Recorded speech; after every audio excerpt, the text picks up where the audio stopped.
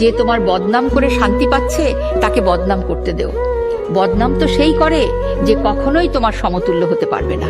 আকাশের দিকে ছুঁড়ে মারা থুতু যেমন নিজের মুখেই পড়ে, মিথ্যা বদনামও তেমনি তার নিজের কাছে ফিরে যায়। তুমি তোমার পথে অটল থাকো, কারণ সিংহের চলার পথে অনেকেই ঘেউ ঘেউ করে কিন্তু পথ আটকাতে পারে না। লাথি মেরে ফ্যামিলির ওই শয়তান ব্যক্তিদের সাথে সম্পর্ক ছিন্ন করুন যারা আপনার স্বামীকে অসম্মান করবে আর ছোট করে কথা বলবে। বিয়ের পর প্রতিটা মেয়ে নিজেকে এই একটা কথা বলবেন, আমার চোখের সামনে যে আমার স্বামীকে অসম্মান করবে আর ছোট করে কথা বলবে তাকে আমি কখনো সম্মান করব না। হোক সেটা আমার বাবার বাড়ির লোকজন কিংবা হোক সেটা আমার শ্বশুর বাড়ির লোকজন। একটা কথা সব সময় মাথায় রাখি, বিয়ের পর আমার স্বামীই আমার সব।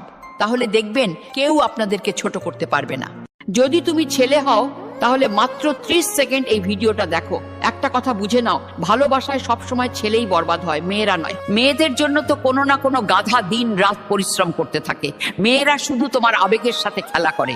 এইবার কিছু মেয়ে কমেন্টে এসে আমাকে জ্ঞান দেবে, কিন্তু তুমি তো ছেলে, তোমার কি হবে? আমায় বলো, ক্যারিয়ার না করতে পারলে কোন বাবা তোমাকে তার মেয়ে দেবে?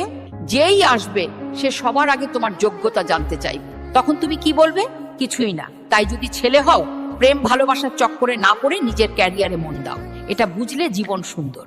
মানুষের কাছে যা থাকে সে তার কদর করে না। যে শিশু সে বড় হতে চায়, যে বড় সে শিশু হতে চায়, যার কাজ আছে সে ছুটি চায়, যার কাজ নেই সে কাজের জন্য কষ্ট পায়।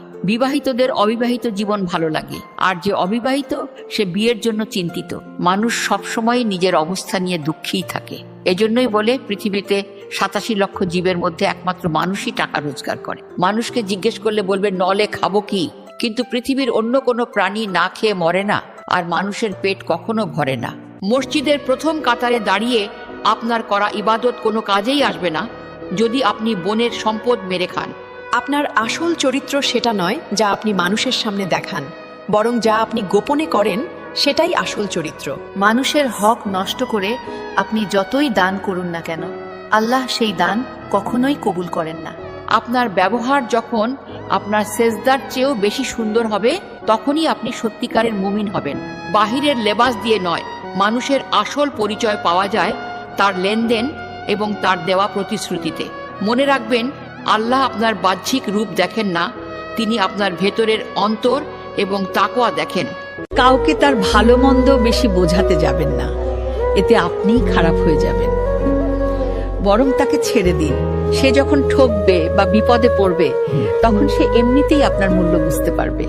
কারণ কিছু মানুষ উপদেশে নয়,